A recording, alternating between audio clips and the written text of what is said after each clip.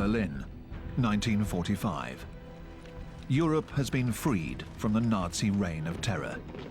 The Red Army is waging its final battles.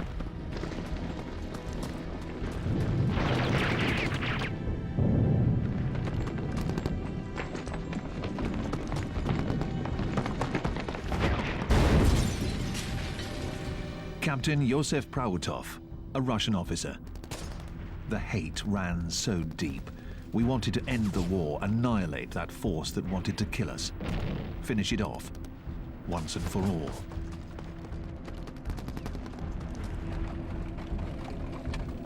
Hitler's days are numbered. He leaves his bunker for one final bit of showmanship, as seen in this propaganda film. Is there still a soldier or a child willing to die for him?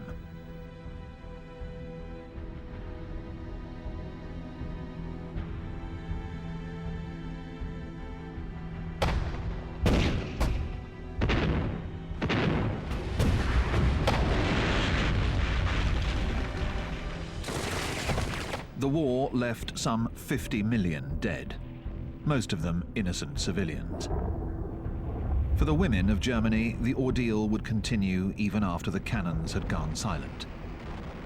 The book A Woman in Berlin is a deeply disturbing account of the Russians' rape of German women in 1945.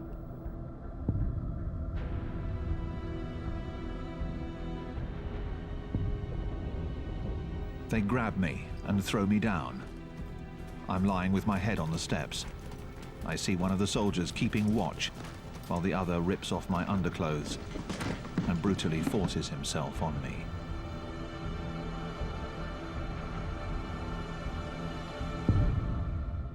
But then we'd say, better to have a Russian on your belly than an American over your head. This German woman was referring to the Allied bombers that pounded her city into ruins.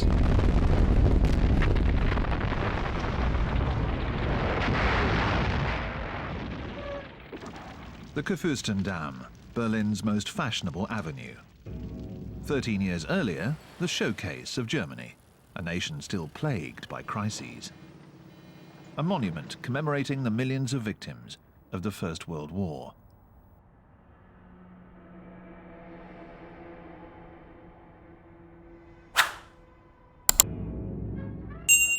Marlene Dietrich is singing The Blue Angel in Berlin.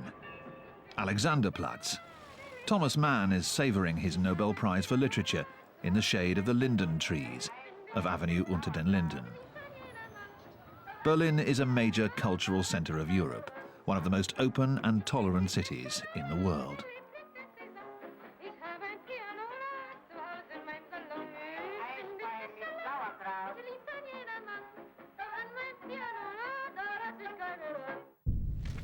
Then in 1933, all that changes. Through intimidation, demagoguery, and exploiting the bitterness of the German veterans, Hitler and his armed militias, like the SA with their hymn The Horst Wessel Lied, seize control of Germany.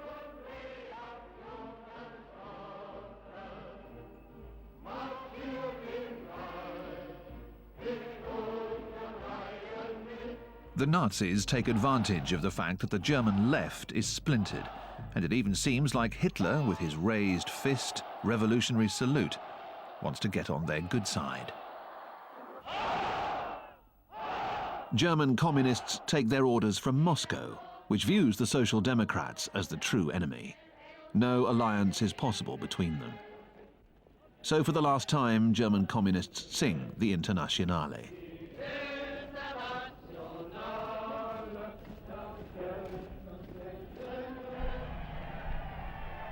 Hitler comes to power legally on January the 30th, 1933. Within a few months, his dictatorship is firmly in place. He becomes Die Führer, the leader. His supporters rise and chant, Heil Hitler. However, not all Germans are totally convinced, so again and again, Hitler hammers home his simplistic nationalist slogans.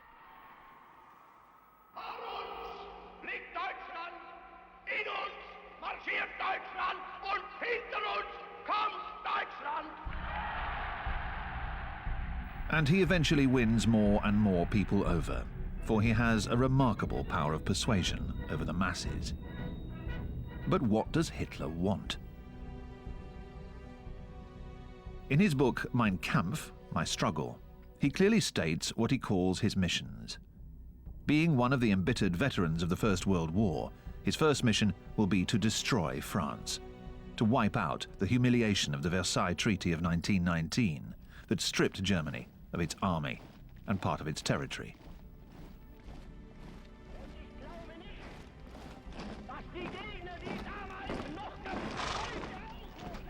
Then he wants to conquer what he calls Lebensraum, living space. Germany has a population of 80 million, twice that of France. He wants to make Germany the world power that it deserves to be.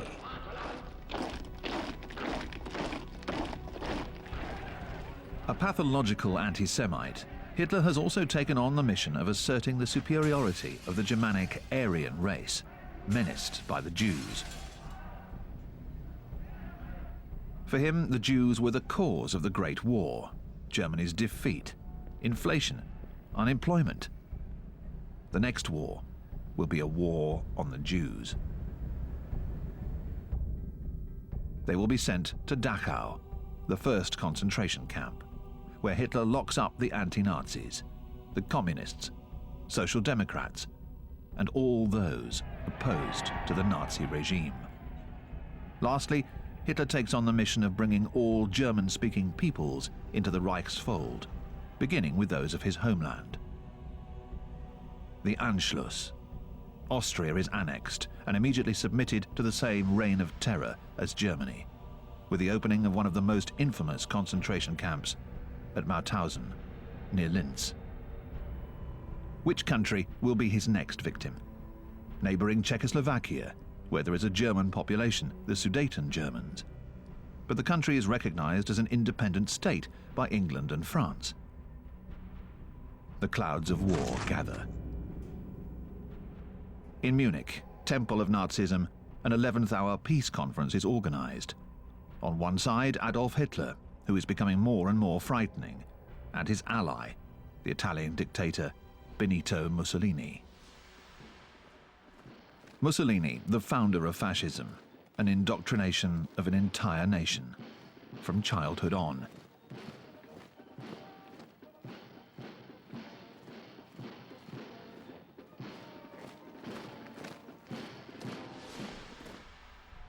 On the other side, the Western democracies, victorious but exhausted from the Great War. Neville Chamberlain, the conservative British Prime Minister, and the radical socialist French Premier, Édouard Daladier, want to save the peace.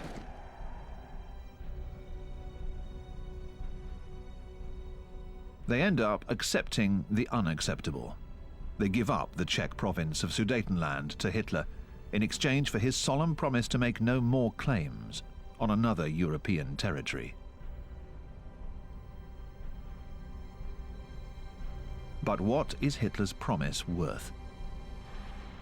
Just 6 months later, he invades the rest of Czechoslovakia and enters Prague, accompanied by Marshal Hermann Göring. Göring, a former First World War fighter pilot, one of the founders of the Nazi Party, is now the air minister and an ogre trying to charm the Czech children. Hitler no longer needs the excuse of reuniting German-speaking people. The powerful Czech industry will be working for him. Why shouldn't he take advantage of it? The Allies let him get away with it. The USSR is the last major neighboring power left to counter Hitler. It has signed a mutual assistance treaty with France. The Union of Soviet Socialist Republics is the official name of Communist Russia and its satellite republics. Manipulation of the masses in Red Square masks the iron-fisted dictatorship of Stalin, who has also thrown millions of poor wretches into his labor camps, the Gulag.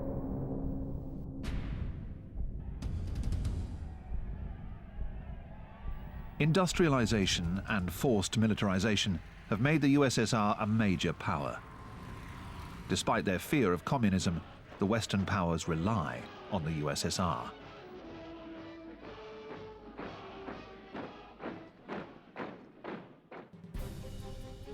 Hitler is going to beat them to the punch. In the summer of 1939, in his Berchtesgaden chalet, with his Minister of Foreign Affairs Joachim von Ribbentrop, he prepares a blocking maneuver. Hitler, who swore to destroy communism, sends von Ribbentrop, the Nazi, to Moscow to sign a history-making treaty with his worst enemy.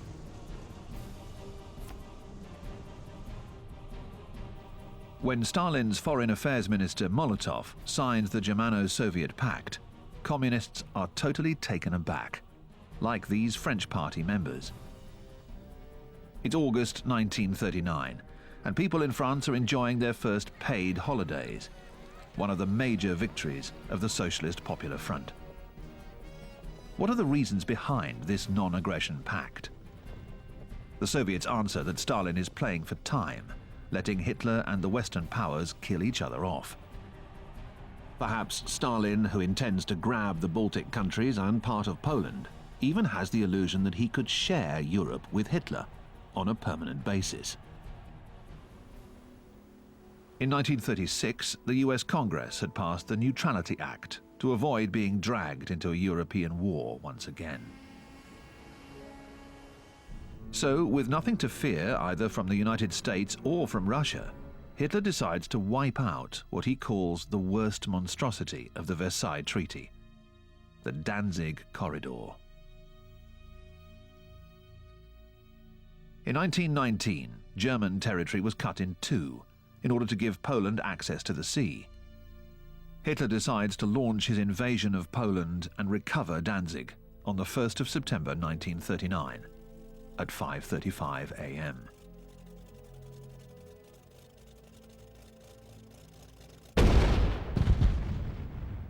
The first cannon shot of the Second World War is fired on Danzig.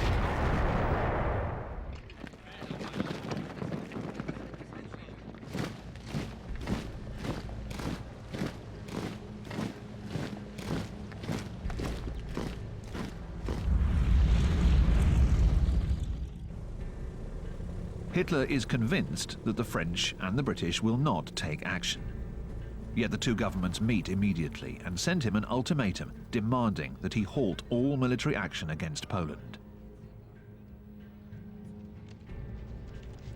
Hitler declares, "Our enemies are little worms," and he adds, "Who wants to get bogged down in a world war for Danzig?"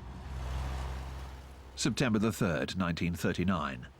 At 11 a.m., the ambassador of Great Britain in Berlin delivers a declaration of war. At 5 p.m., France declares war on Germany. Hitler can hardly believe it. German generals find themselves facing their worst-case scenario, war on two fronts. But the die is cast. Hitler unleashes the Wehrmacht, the armed forces of Nazi Germany, onto Poland.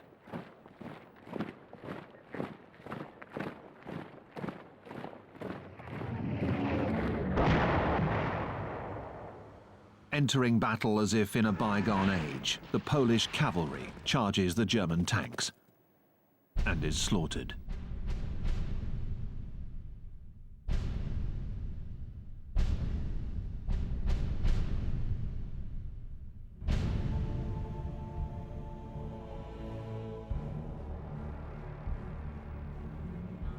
Paris, the Gare de l'Est train station.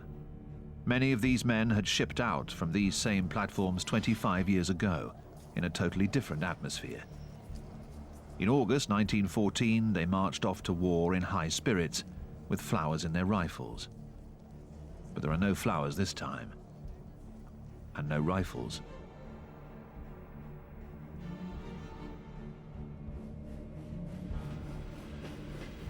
Nobody wants to fight this war. 4 million men are mobilized. Many of them are farmers. France is still a largely rural country. They head for the German border on foot, with their officers following on horseback. Armies still rely heavily on horses, and these are requisitioned throughout the country. Motorization has not kept up. Gaston Sirek, a driver of one of these outdated trucks with solid rubber tires, recalls, "There was such a shortage of equipment. We had one rifle for 2 per truck.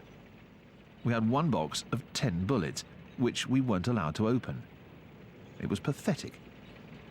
If we'd had what we needed, we'd have fought, because we're no great friend of the Boche."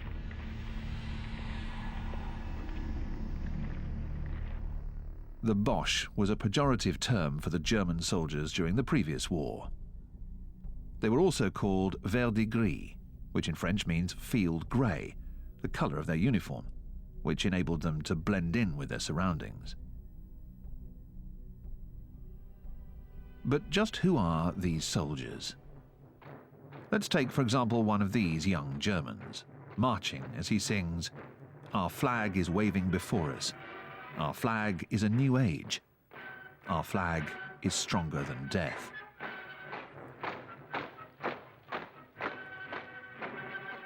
His name is August von Kageneck. He writes, "I thought that a military career was the right choice. My parents thought so as well. My father would tell me, 'At least there you can still open your mouth and say what you like, and you don't have to do that Nazi salute.'" In September 1939, August von Kageneck is still training to become a tank commander. He writes, "My father, who was a general, was telling me, 'The French have 40 divisions on the border. We have 15. All the rest are in Poland. 500,000 men against 200,000. They outnumber us 2 to 1.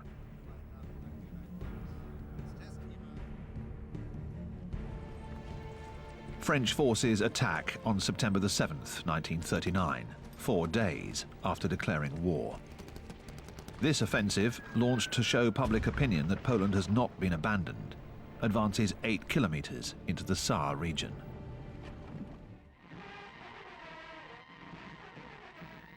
The French Army's cinema department shows off the spoils of war. Bicycles.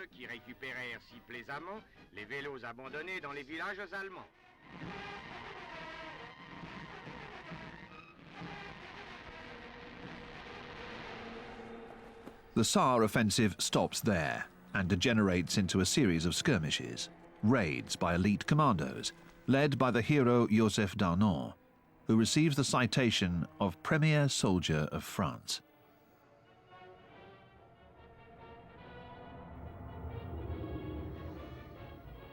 Later, he will become one of the most rabid collaborators with the Germans, and eventually he'll be executed after the war.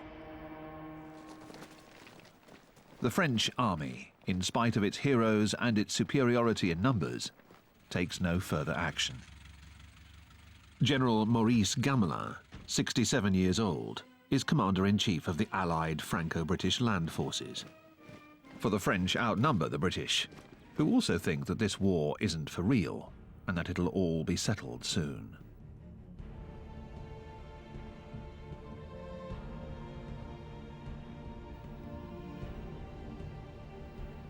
Gamelin himself has no desire to refight the War of 1914. He wants to avoid another bloodbath at any cost. He considers that he needs 2 years safe behind the Maginot Line in order to rearm the country. The Maginot Line is the work of a former Minister of War, André Maginot. This complex of fortifications was meant to stop the German enemy once and for all. It took nearly 10 years to construct and swallowed up 1.5 million cubic meters of concrete and 150,000 tons of steel. All these gun turrets are linked together by a labyrinth of tunnels, 100 kilometers of them. The line itself stretched for 720 kilometers, from the Swiss to the Belgian borders.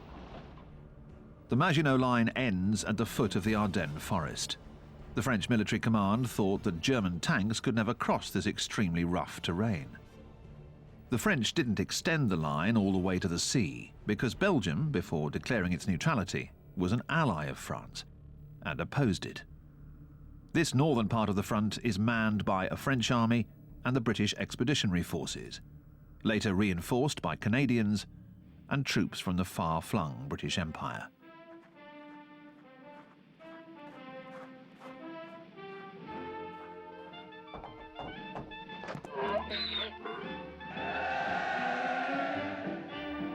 In Britain, a popular song of the day was the washing on the Siegfried Line. We're gonna hang out the washing on the Siegfried Line. Have you any dirty washing, mother dear? We're gonna hang out the washing on the Siegfried Line, 'cause the washing day is here. The Siegfried Line is the string of fortifications constructed by Hitler facing the Maginot Line. The Germans don't attack. They're still trying to avoid a second front. The French, nevertheless, take some precautions. They evacuate the population of Alsace and Lorraine to the regions of Périgord and Charente in the southwest. Strasbourg, a ghost town. Abandoned by its population, emptied of its soul, especially that of the synagogues.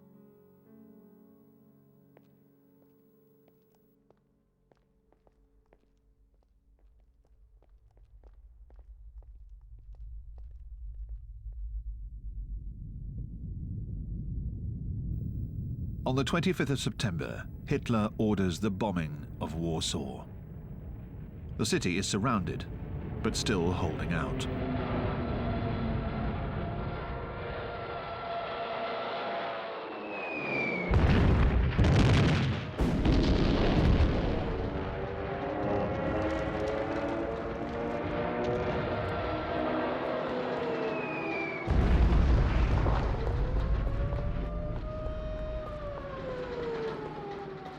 The Führer wants to strike terror into the hearts and minds not only of the Poles, but of the French and British as well. This is what is in store for you.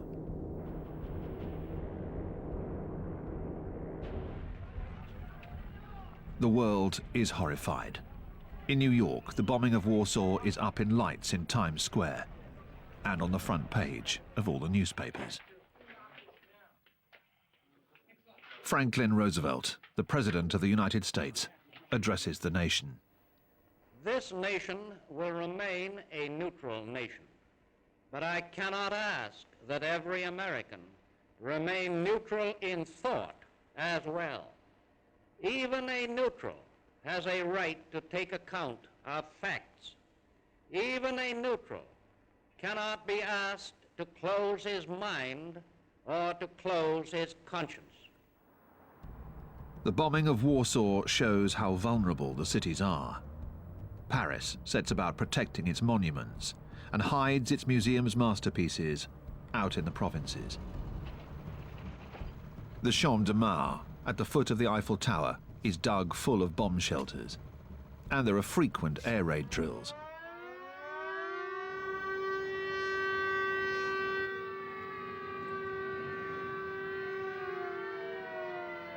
Gas masks are compulsory.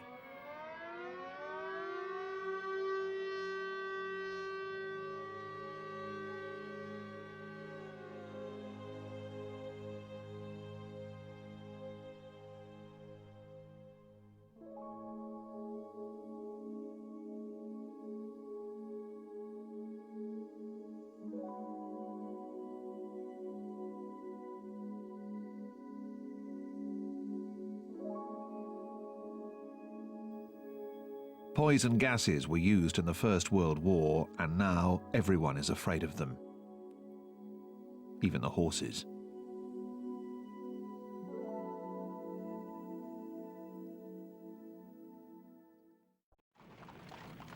Meanwhile, Poland is being ruthlessly carved up.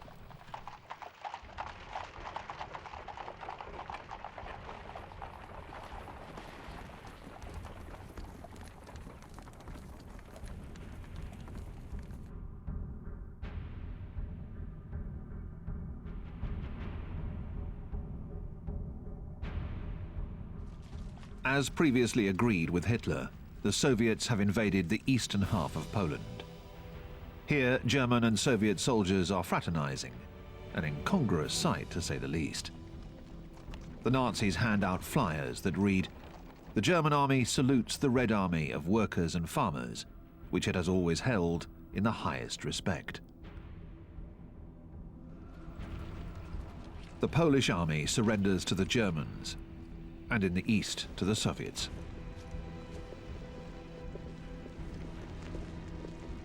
Stalin then orders the execution of 20,000 Polish prisoners.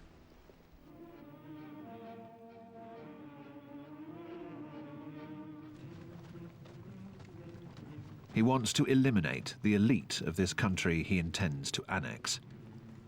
4,500 Polish officers are executed with a bullet in the head in the Katyn forest near Smolensk in Russia. 2 years later, at the Kremlin, Stalin meets with the head of the Polish government in exile, General Sikorski, who delivers a list of missing Polish officers.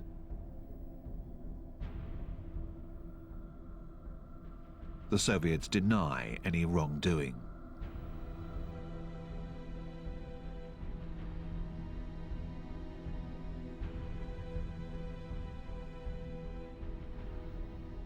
In 1992, the president of post-Soviet Russia, Boris Yeltsin, will present the Polish president Lech Walesa with the original order of execution, signed by Stalin himself.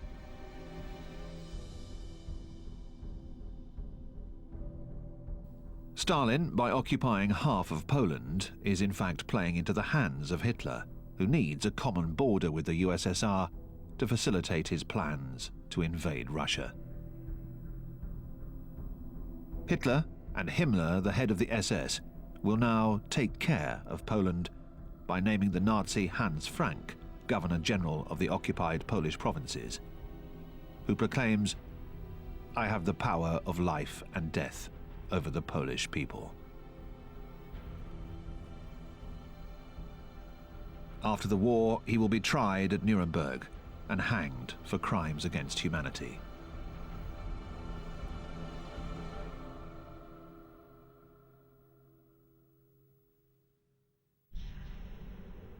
These gypsies, held in a pen, are filmed by a German. For the Nazis, they are non-persons.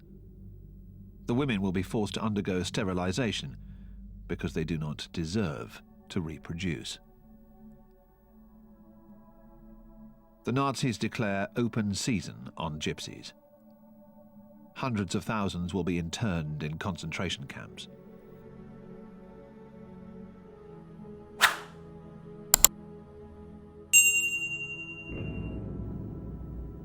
The ordeal of the Jewish people begins. The Nazis now have 3 million Polish Jews at their mercy.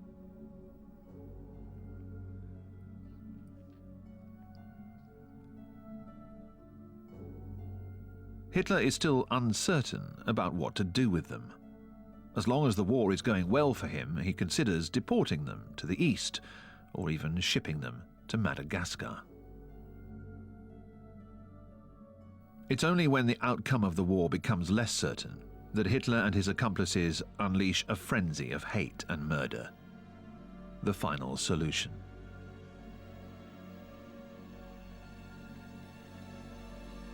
For the time being, the Jews have to be identified, marked with a yellow star, and herded into ghettos, some of which are completely walled off. From the diary of one of these unfortunate souls. It's heartrending to see the shameful scenes of violence that take place before our eyes. Women and the elderly beaten right out in the streets by petty thugs. Tears come to my eyes. All our powerlessness, all our isolation is there to see right in the open where not a single person takes our defense. We are so weak.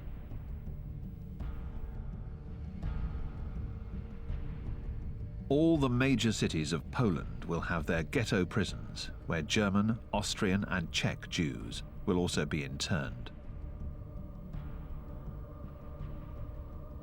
The Jews here still feel confident that perhaps someday they'll be able to return to their homes. They don't know that they will die of hunger and cold. They don't know that the Shoah is about to begin.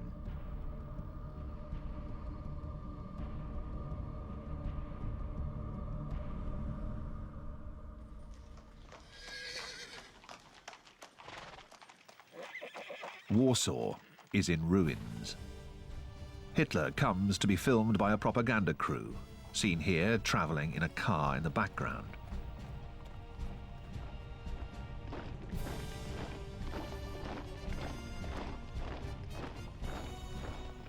These victorious German soldiers marched their goose step to the sound of the Grenadiers' March, but they weren't too efficient during the Polish campaign.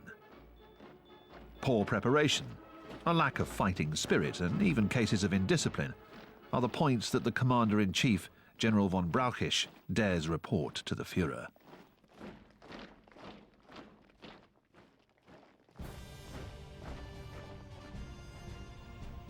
Hitler is furious, but he is immune to doubt and orders the attack on the West to be prepared. An attack on the Netherlands, Belgium, and France. Some of his generals think it's madness. Some of them begin plotting to overthrow the Führer. This is a crucial moment. The course of history lies in the balance. November the 8th, 1939. Hitler narrowly escapes an assassination attempt. It seems as if he enjoys some kind of divine protection. When he attends the funeral for the victims, he's no longer the same man. His power over the army and the German people has grown even stronger. He tells his generals, "My decision is irrevocable. I will attack France when the time is right. I will be victorious or die in the attempt." Yet Hitler is still uncertain about attacking the West, for he also says, "War is like opening the door on a dark room. You never know what will happen."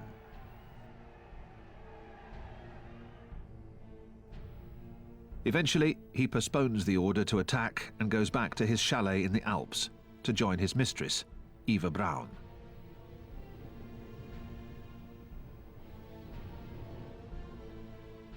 She shot this footage of Hitler's entourage, of the Reich's architect Albert Speer, who goes for long walks with Hitler.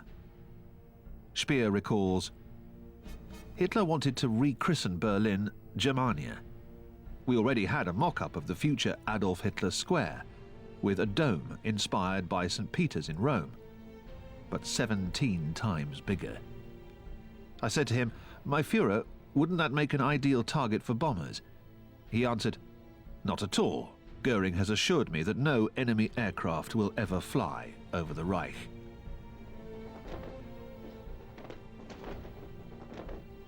From his barracks, the future German officer August von Kageneck writes to his mother, "We are all eager to fight. We're ready for battle." His mother answers, "This war is a crime, and we are going to have to pay for it."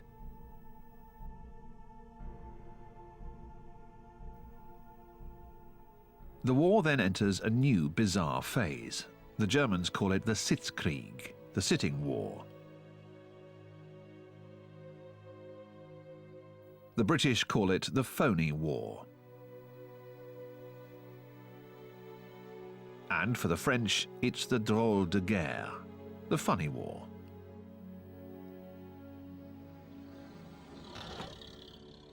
A long, strange waiting period, especially hard on the women. For them, there's not only the anguish of war, but also the survival of their families to worry about.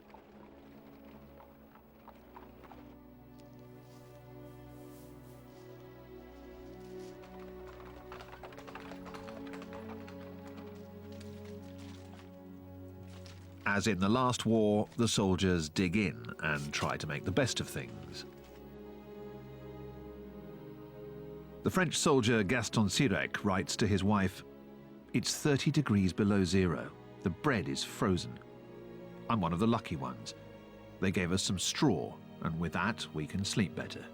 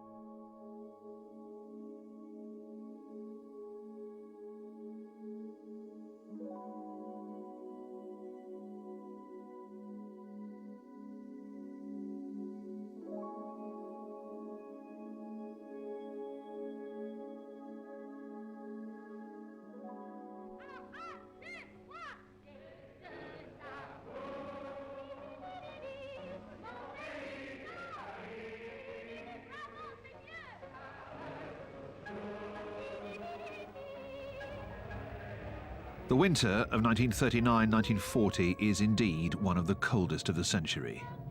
To make a bad situation worse, all the winters of this war will be brutally cold.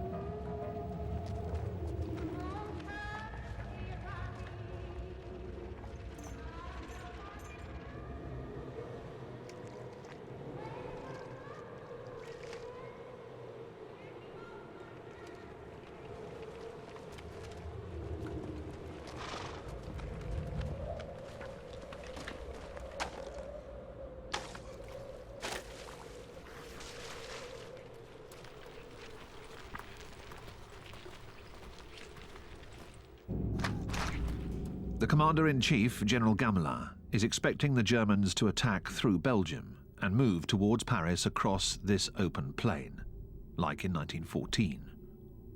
Gamelin plans to make his stand against the Germans on Belgian soil.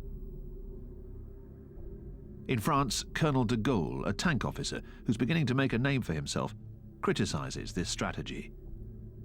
He calls it the Maginot Line mentality, which consists in waiting for the other side to make a move.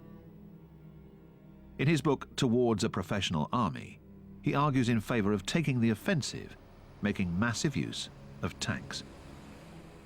France is producing 300 tanks a month, but they're being dispersed in all the sections to back up the infantry.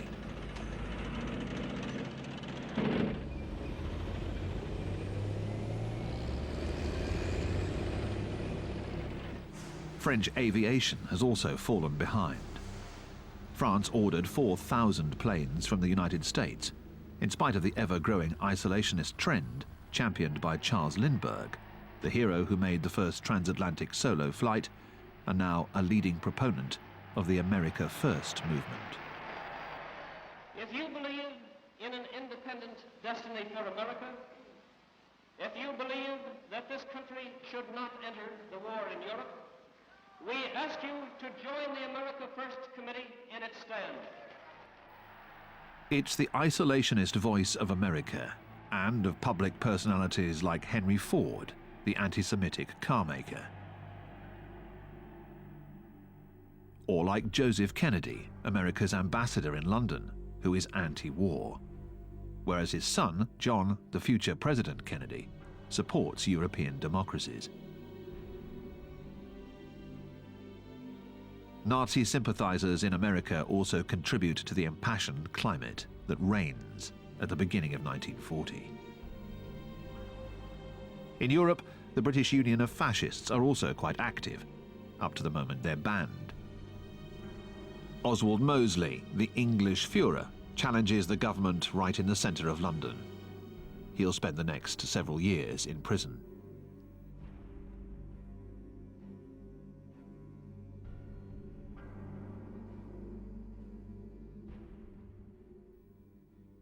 Mosley's speeches urge people to get out on the streets and stop the war. But Winston Churchill has taken the reins of the British government. Here we see him with the French General Gamelin and Admiral Darlan, who were on an official visit to London. A Franco-British Expeditionary Corps is formed to help Finland, which has been invaded by the Soviet Union. France is preparing to send its elite soldiers, the French Foreign Legion. The Foreign Legion. For a century, it has been taking in the world's reprobates, no matter what their past, as long as it's not too shady.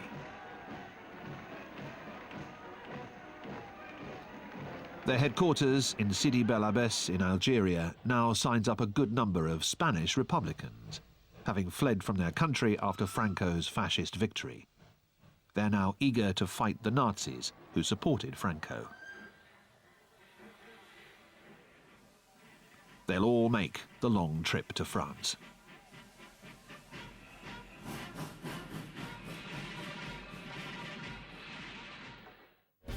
The legionnaires embark at Brest, along with the well-equipped Chasseurs Alpins, a mountain corps trained for action in the snow. But Finland and the Soviet Union sign a peace treaty. A few days later, Hitler launches an offensive against Denmark and Norway. The Blitzkrieg, the Lightning War. The Wehrmacht takes Oslo in 2 days. Hitler is seeking to protect the iron route. Iron is indispensable to the German war effort, and 50% of its Swedish iron ore is shipped out of the Norwegian port of Narvik.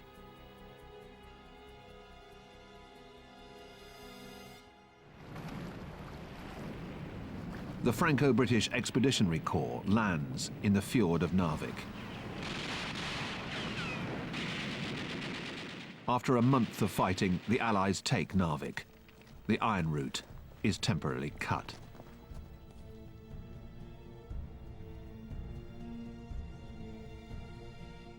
This victory is good for French morale and adds credence to their motto, "We will win because we are the strongest." But the Expeditionary Corps will have to abandon Narvik, and for the rest of the war, trainload after trainload of Swedish iron ore will feed the German war machine. The French are brought back home, for the Germans have just launched their offensive in the west. The 9th of May 1940, Hitler left Berlin on his private train, codenamed America, heading west towards new headquarters near the French border. Hitler announces, "Gentlemen, the offensive has just begun."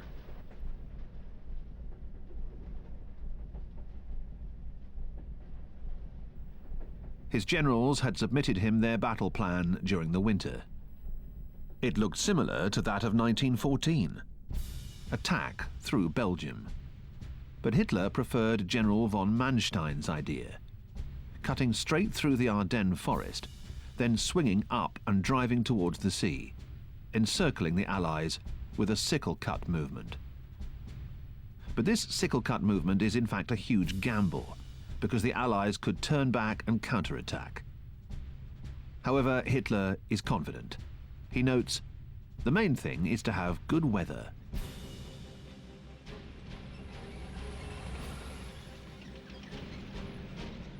Lieutenant August von Kageneck claims, "We are the Wehrmacht, the armed forces of Greater Germany. Victory is certain."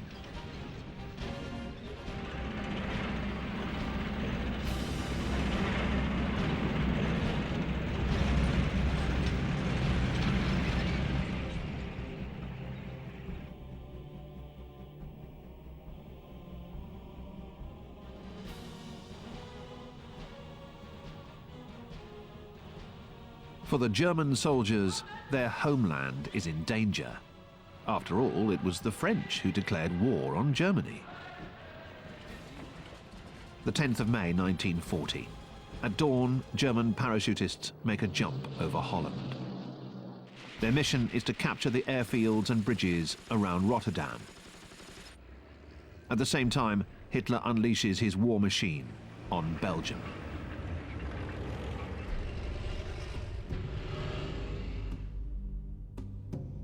Hitler waits. Will the Allies fall into the trap?